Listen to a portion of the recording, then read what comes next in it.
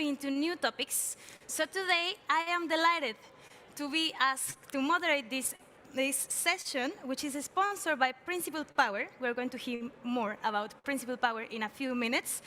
This session is Floating Offshore Wind, Introducing Scale. Now, where is floating offshore wind today? Well, we have less than 500 megawatts in cumulative capacity. It's just a few turbines globally, but it's moving very, very fast. And today, we're going to have first an introduction with a presentation. I'm going to call now our speaker, and it will be followed by a panel discussion. So please, everyone, I forgot to say my name, apologies for that. My name is Lisette Ramirez, and I am analyst for Offshore Wind at Wind Europe, the largest association representing the sector in Europe. Now, please, ladies and gentlemen, help me welcome our first speaker. He is Søren Lassen, the head of Global Offshore Wind Energy Research at Wood Mackenzie. He's going to tell us where is floating wind today, where we thought it was going to be, and where are we heading.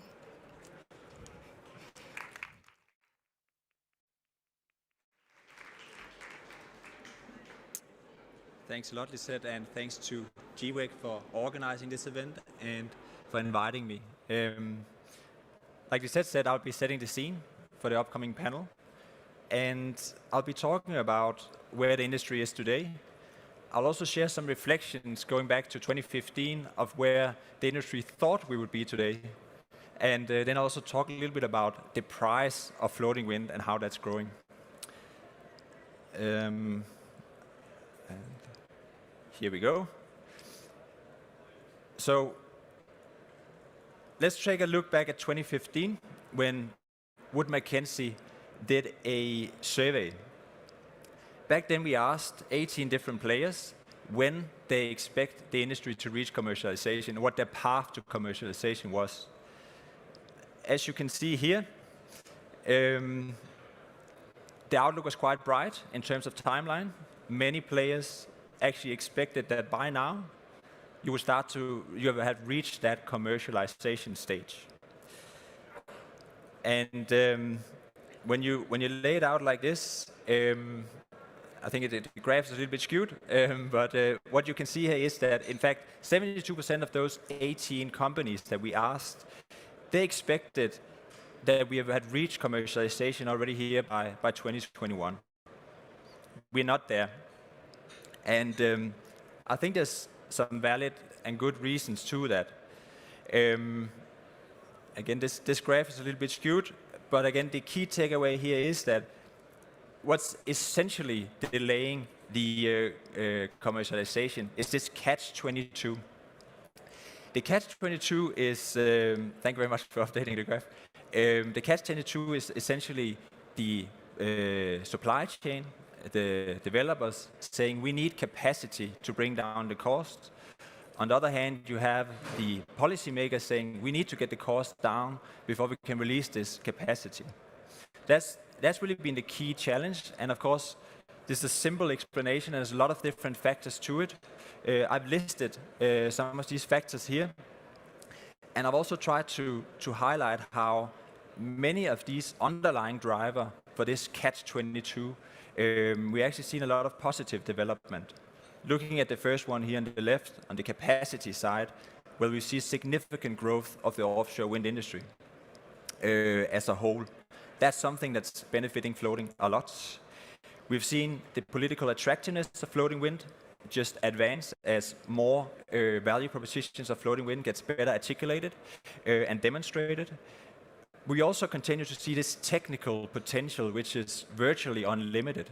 And then we're also seeing some challenges in terms of the developments of other renewables, how offshore wind still have to compete with other technologies, and that's something, again, that's impacting policymakers' decisions when they're looking to switch to floating.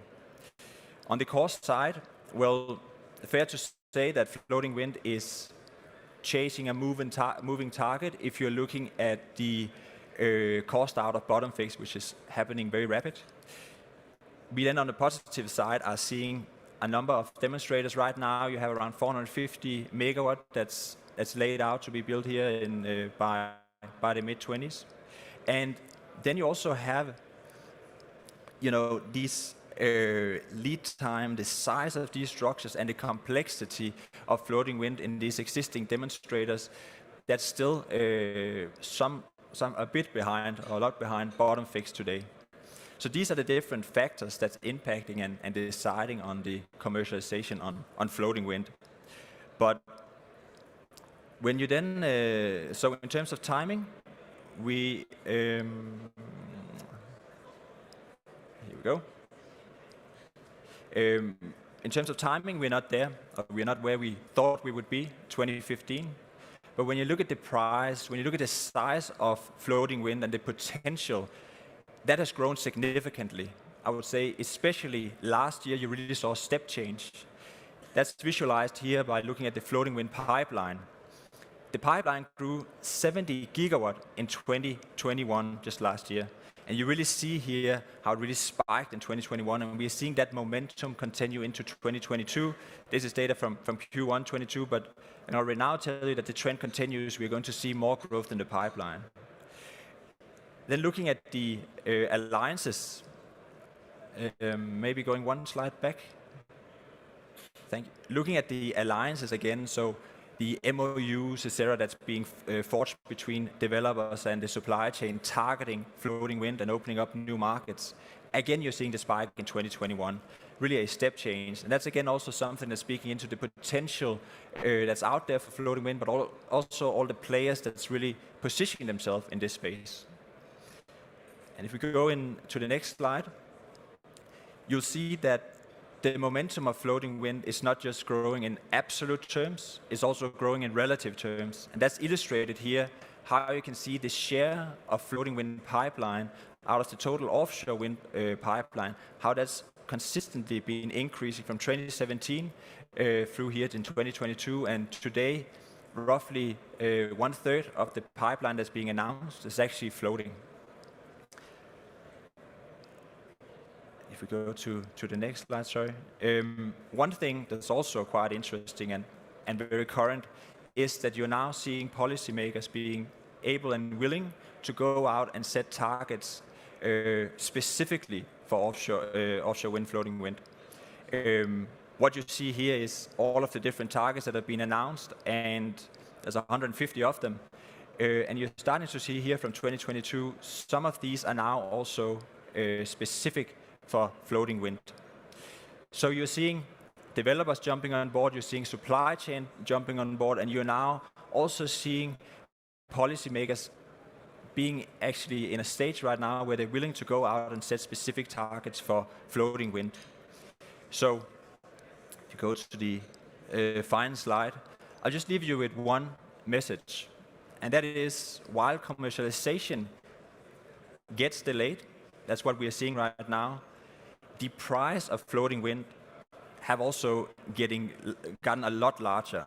So back in 2015, yes, the industry was expecting us to be more advanced on the floating side in terms of timeline, but really, I don't think anyone back in 2015 could have dreamt of this opportunity that floating wind is today.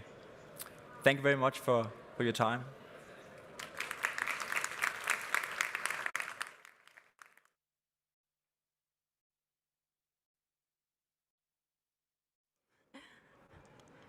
Me again.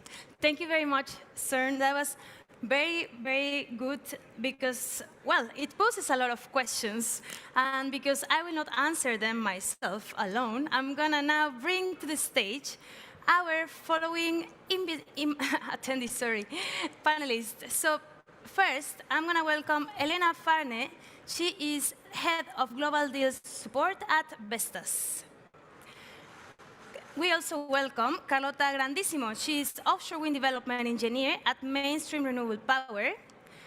And we are also joined by two men, so we have a very balanced panel. So please welcome Marco Biedig. He's Vice President, Business Development and Principal Power.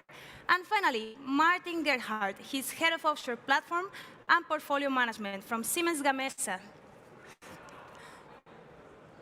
And I'm going to join my panelists. So I'll be here.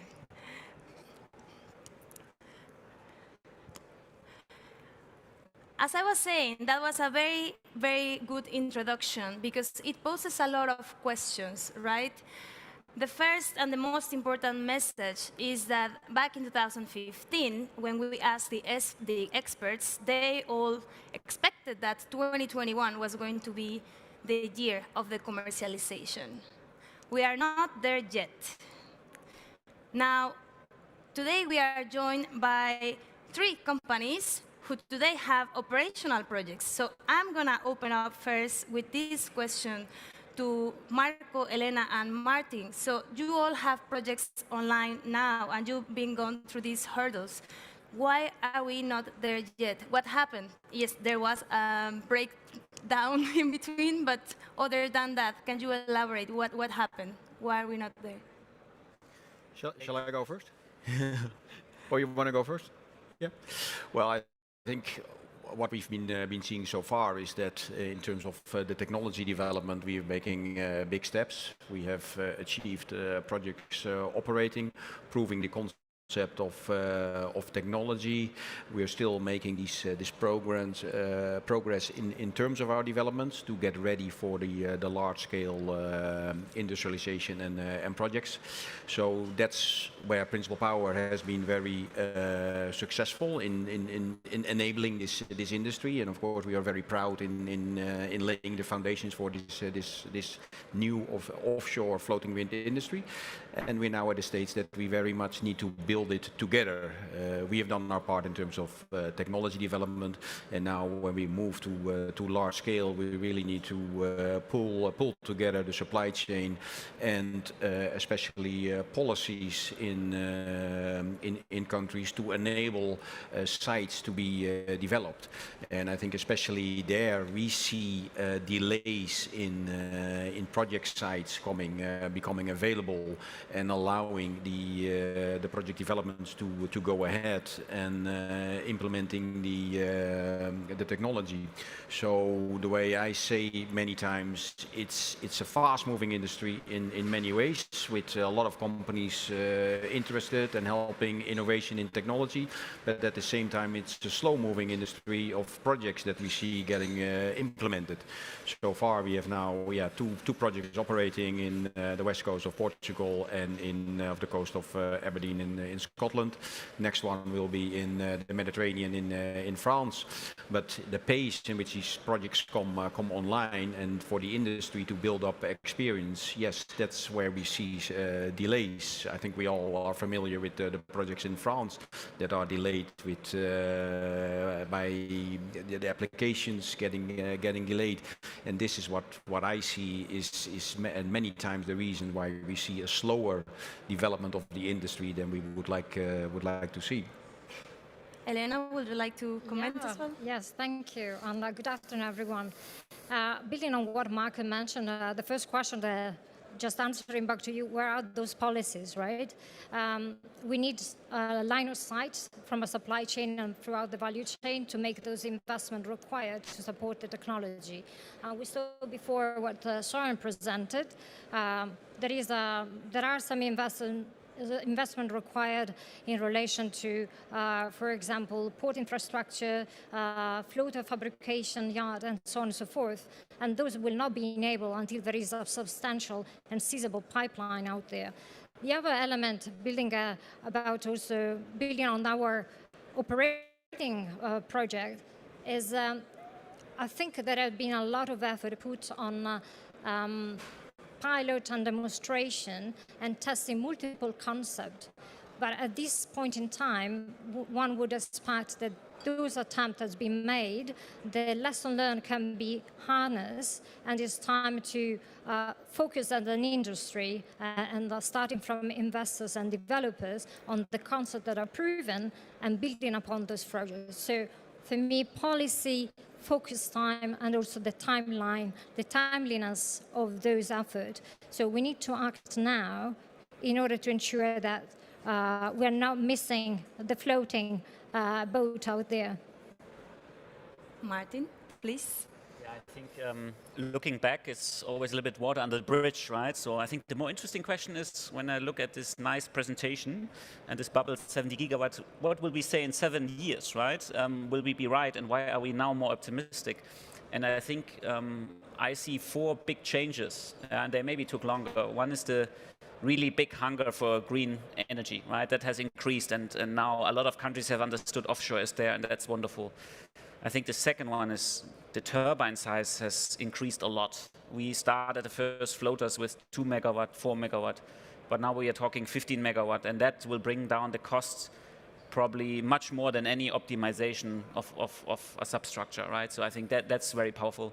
The third thing is when we started, we had like 50 concepts of floaters, and we still have 50, and some look very funny, very creative.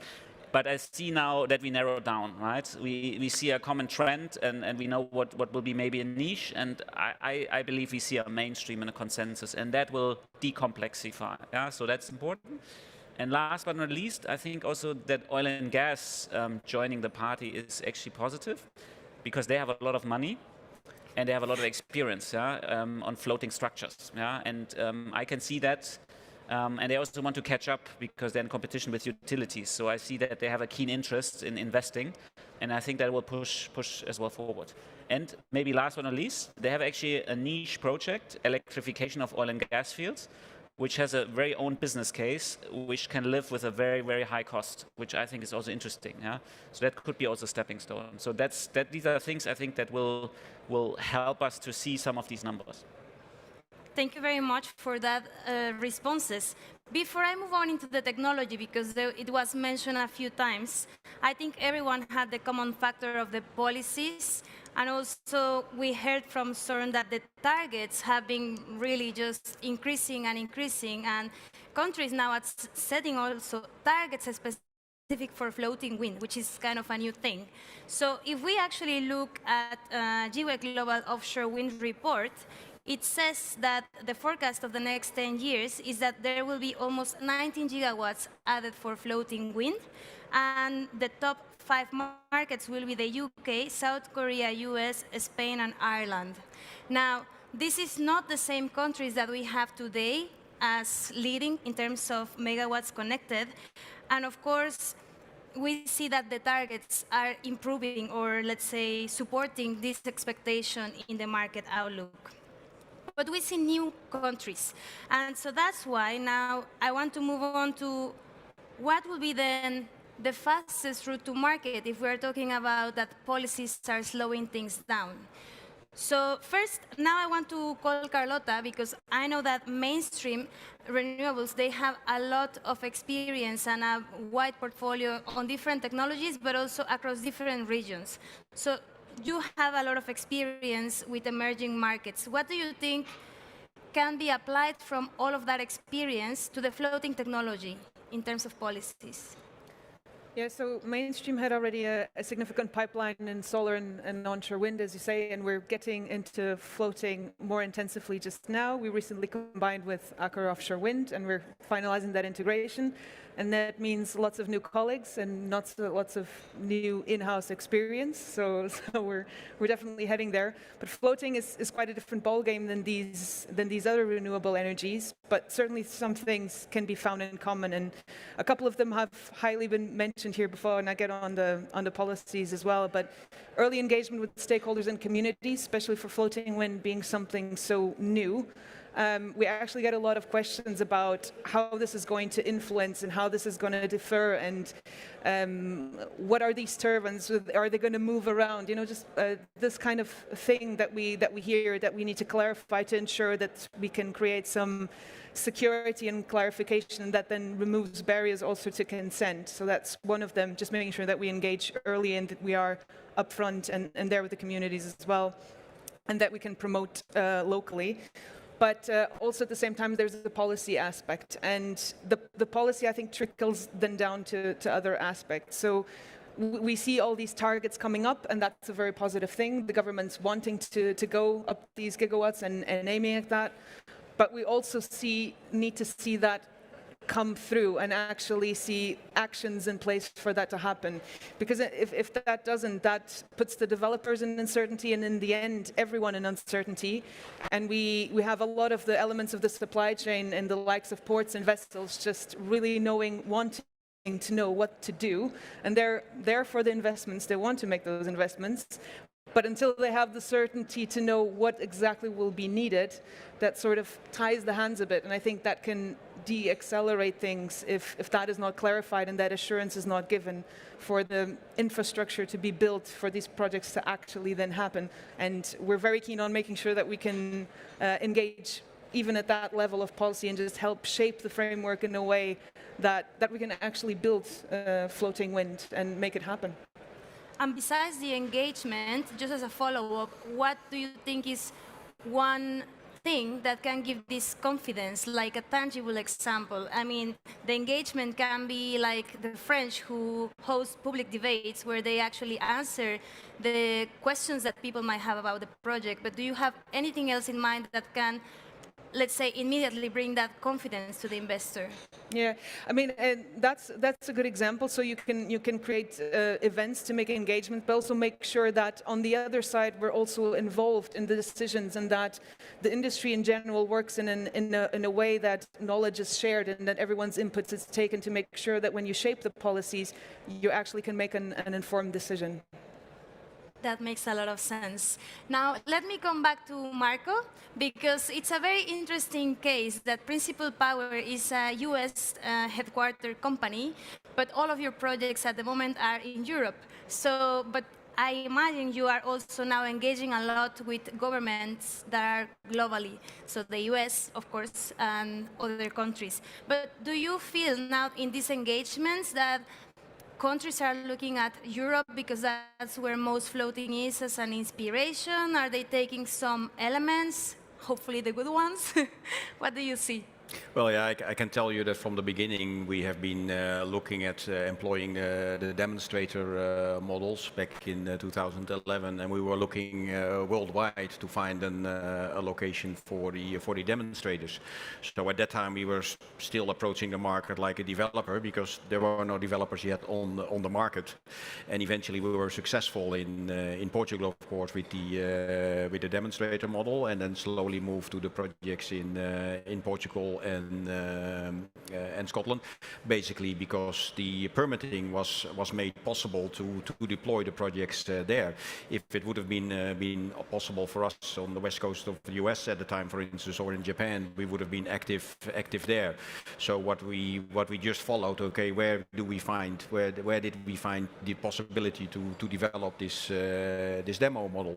From that time we moved on to keep developing the global market. I think it's a great thing. What we're seeing now is that unlike the bottom fixed industry that really matured in the North Sea, in the countries around the North Sea, is what we see now is that the floating offshore wind market is developing globally at the same time, and not just purely waiting on the North Sea. Although we do see the first series of projects mainly in Europe and the North Sea.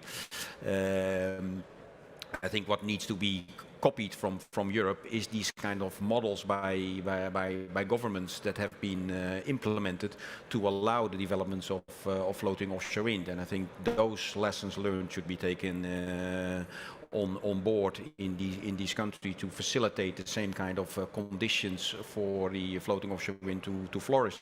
As Elena said, we need to have line of sight, portfolio clarity, not just targets. We want to see targets translated into projects, in names of projects, and clear, tangible projects, because that will create the incentives in the supply chain to make the necessary investments in the port infrastructure, in supply chain, in yards to be able to develop those markets. As Principal Power, we are developing all those mechanisms to allow that, to make our design feasible and flexible to address all the different aspects in those markets. We see different capabilities and facilities throughout the world, and we are making sure that we, in our technical solutions, we create flexibilities and not just dependencies on how these projects get developed. So that's what we need to see from the lessons learned in Europe, carried on to the countries and different regions around the world.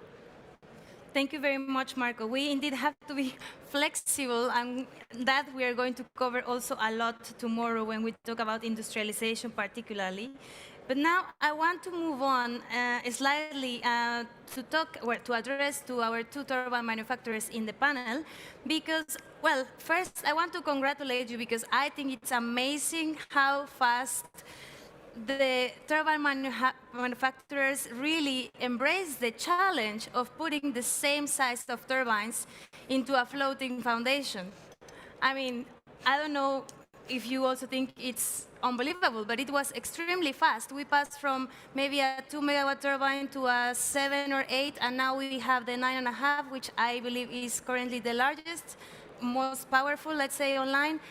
So really, it's making huge steps in terms of the power, right? So we catch up already. But it's not the same if we look at the number of turbines you get ordered for a floating project versus a fixed project. So what do you think? Because many countries have the idea, okay, maybe we need to first establish a bottom fixed market so we can roll out the floating wind. I think Mark also said this is something that countries are doing hand by hand. So what are your views on this? Do we need to establish first bottom fixed and then floating, or what is the way, in your view and experience? So maybe this time I start with Martin. Okay, thank you.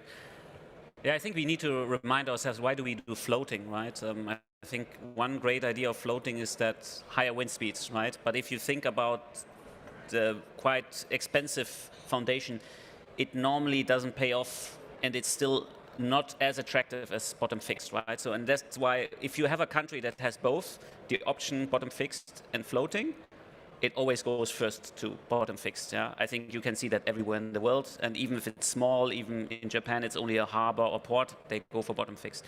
And I think that's just economics. The interesting question is, you have a country that has no bottom fixed, right? Is it okay to immediately go into floating, right? And I think yes, because turbines are relatively standardized, and I think we as OEMs try to also not change that, right? To keep that cost economies. There may be a few outliers who try to do that, but we try to keep our standard turbine. And I think there the supply chain is mature and we can deploy it very well. But floating comes with different challenges. So a country needs to ask, do I actually have the harbors, the infrastructure to build the foundations? Do I have, the competence, maybe shipbuilding industry that can do the weldings, has the space? And that's the question. And I think if a country has that, why not, right? You could go immediately into floating. Fully supported, and let me first say, Lisa, that we will amaze you because soon it will be a 50 megawatts, right? They will come on floating. So we are going to beyond expectation. But I totally supported what I mentioned so far. I would say there is no one who said that the bottom fixed and floating are mutually exclusive. I think every market and every country needs to be based on the site characteristic that has to deal with. And if someone somehow is can mature them in parallel, that's totally fine. But in some cases, we are actually going to be surprised as Korea is taking the first leap and try to mature. Hopefully we will see first floating coming online before bottom fixed. So it's completely contradicting the stereotype we have. And building also on what mentioned so far by Martin, is quite interesting because the supply chain has a lot of similarity. Maybe we are the spoiled ones, the wind turbine OEMs, but there are also some differences when it comes to ports, when it comes to the foundation itself for both turbines and substation. We shouldn't forget that part. And as a cable on dynamic and static. So there are differences there, and perhaps there is also stretching the supply chain if they need to professionalize and build for different installation concept, if that step is not necessary. So I would say they are not mutually exclusive, actually mutually inclusive. Thank you very much for that answer. You touched upon two things, so I'll leave the South Korea point for later when we talk about the global markets. First, I want to bring back Carlota because now we spoke about the turbine, but what about the foundation? And why, maybe, why am I addressing this to you? There is a reason. First, congratulations on the results of the very competitive ScotWind seabed lease. That's great news. And now, I'm wondering, so at some point, you as a developer will have to choose the foundation for this project, very large project as well. So the question is, and CERN also told us before that now there are so many types of foundations, floating foundations, and we see innovations all around the corner. So do you see this as an advantage or disadvantage? Like, will it slow down things, or what is the strategy for you as developer to make a good decision, let's say, an informed decision? I mean, every site is different, that needs to be taken into account, and it's certainly positive that we see variability in solutions to be able to address this. I mean, we've got sites with higher waves than others. We've got sites that have much deeper waters than others. There are so many differences. Floating wind is just around the globe, really. There is such a variability that there will be difference in designs and the need for different anchors and different types of materials. And even within the designs, and this goes back to what Marco said, flexibility in terms of how you adapt a design to a certain location. And that will have to do with not just with the sites themselves, so with your geotechnical conditions and whether you got hard soil, whether you got sand, or you met ocean conditions as well, to ensure that you got the best solution for that and that you can sustain the conditions and the waves and so on. But there needs to be sensitivity as well as to what the supply chain can offer and where you are and what port you've got and what depth of port you have, and that will influence the way you're going to install it, and then all of this will trickle back to design. And this is also why in floating wind the decisions need to be made so much earlier as well, yeah, because of that. So essentially, yeah, if it will decrease, I think there will be some sort of convergence as well to be able to address that. As a developer, we want the best solution for our best site. So I think there's a sort of an ideal point where we have variability, address particularities of a site, but also the possibility for it to be convergent, the solutions convergent enough so the supply chain and the global scale can be achieved in terms of mass production. So there's a point there. And of course, it will be key that technology keeps just moving in the right direction, because otherwise the projects, to make them bankable, then they will go more expensive, right? Exactly. So we have to look at what we've proven and how to improve it in a way. Yeah, and this goes back to financing and risk decrease, so it's all tied together, really. Yeah. Well, it sounds complex, but I'm sure the project will do very well. We'll be busy. I want to now cover, before we move on into a few questions, so please bear with me. So hot markets outside of Europe, there are many, but I want to touch upon two. So Japan first, because why Japan? They were basically the first country doing the projects of floating wind in the Fukushima forward site. And now there has been, let's say, things have slowed down. So why did this happen? Is it all because of the policy? There was a lack of auctions, or how can we improve this? Maybe Marco, you want to take on this? Maybe as many people know, one of the shareholders that we have in Principal Power is Tokyo Gas. So of course we are very much focused on the market in Japan already from the very beginning.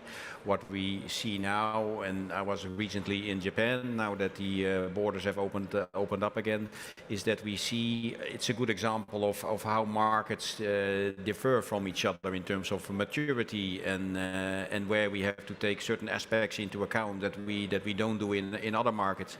In Japan, it's a good example of where they still are in the phase of demonstrators that they want to implement in Japan, and this is basically more driven to in terms of stakeholder management, fishermen, and policy making to allow and grow the confidence in the technology in terms of the typhoon conditions that they have, where we as a technology technology developer are convinced we don't need demonstrators anymore to prove the technology, because I think we are at the point of the industry where it's clear that it's working. We have proven that with the projects. Also the turbine manufacturers are convinced of that. And it's also becoming more and more challenging to implement those demonstrator projects, because, yeah, it's only maybe 1 unit or 3 units. The turbine manufacturers are not really whet the appetite by only providing 3 units. For us, it's the same, so we kind of follow the turbine manufacturers in that. We are also getting more and more interested in the large-scale projects. So it's also a cultural thing that a country, especially a country like Japan, is that they still need to implement the right policy and regulatory framework by proving it through demonstrator projects.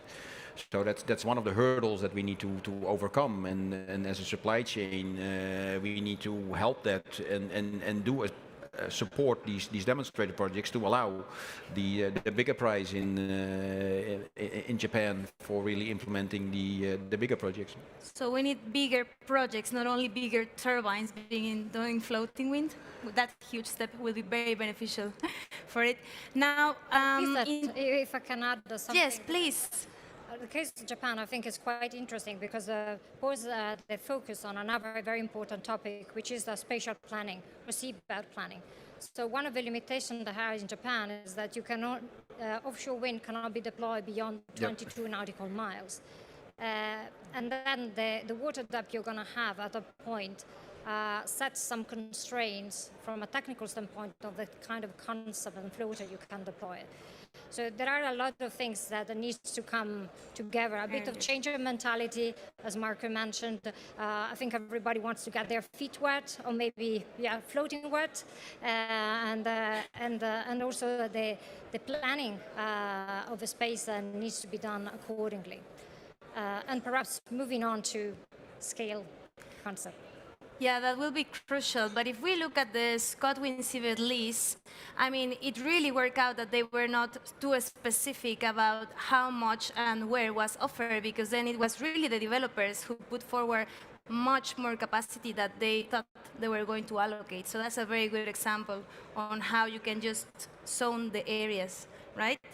And now I'll come back to you, Martin. So you're going to get a hard one, sorry.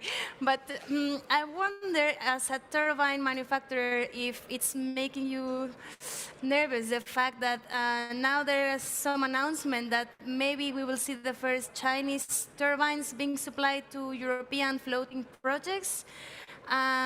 Together with the fact that we see South Korea as an example outside of Europe that has a very aggressive policy to develop floating, including volume, but also probably a domestic turbine. So what do you think about this? Let me start with Korea. So when we look at Korea, we always say, okay, what do we like, what we don't like, right? So obviously there's some things we don't like about Korea. One is they have a very complex certification, right? And that always triggers some turbine changes.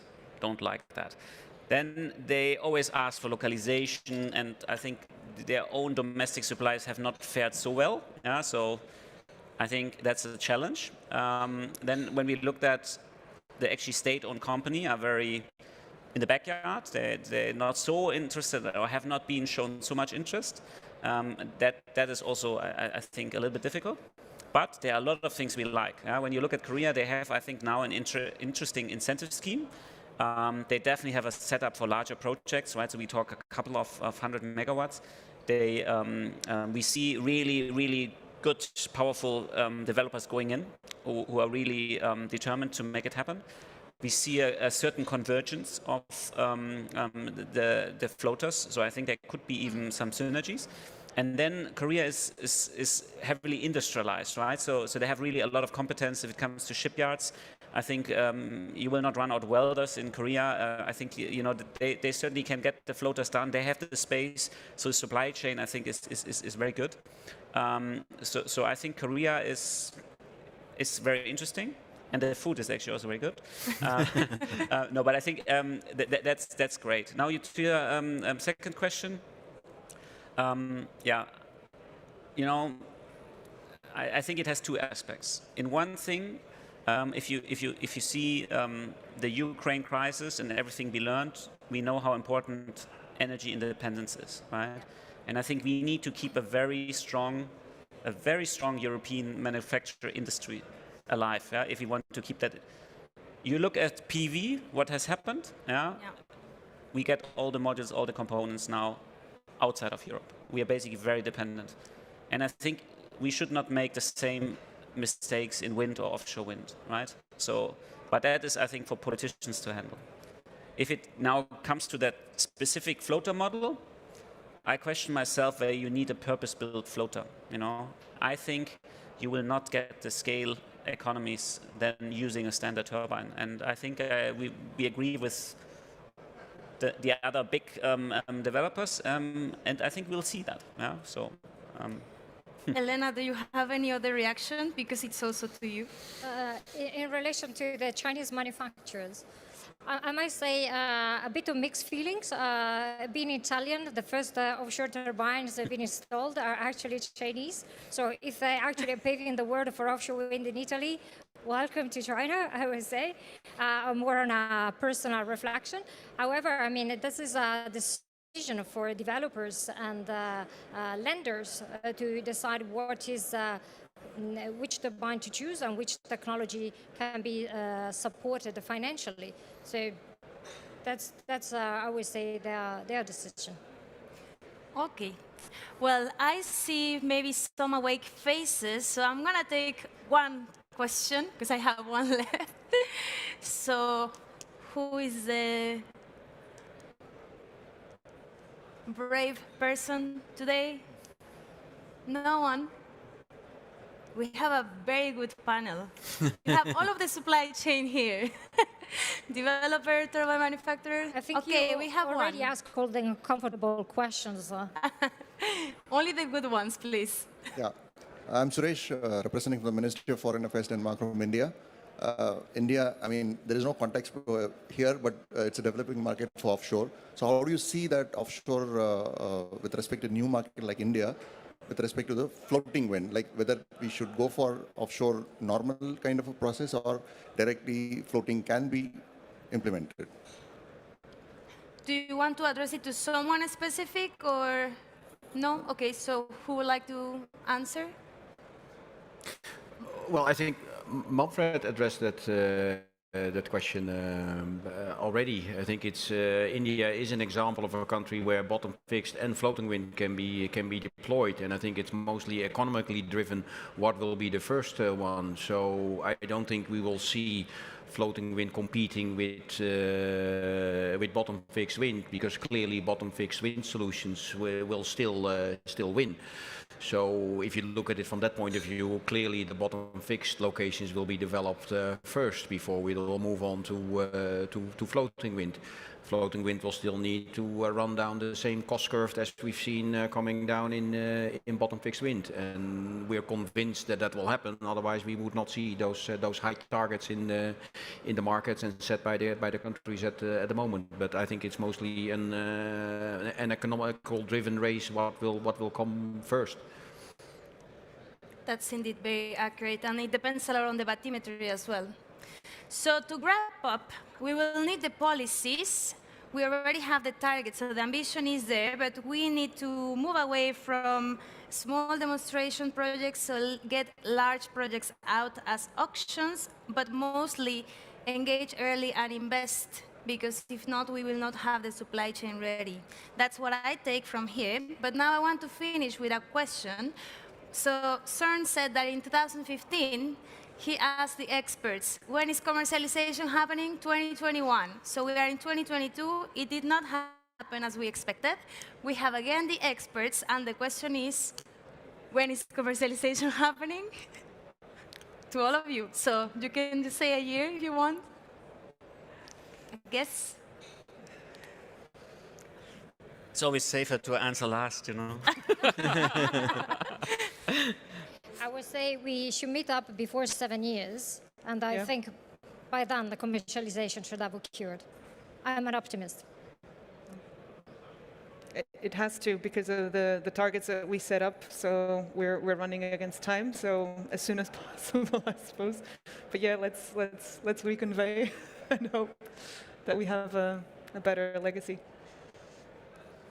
Yeah, I think we're already working on a commercial scale project in Korea, so that kind of sets a target. And of course, we all know the COD dates from the projects that have come out of ScotWind. So yeah, it is before the end of the decade. That's for sure. So yeah, let's ask the same questions, the same again in 7 years. Martin? Yeah, please. I would agree to that. I even think we are now installing Hywind Tampen, right, which is already a sizable project. So you could already say that's commercial. So I think we're actually already in it. I think, yeah, let's be conservative. Maybe 4 to 5 gigawatt until 2030. I think that's realistic. We will see in the waters, and that would be, I think, also a good step because then the proof of concept is there. For sure, and the costs come down as well with the scale. Well, thank you very much. So I ask you all to please give a big applause to all of our panelists.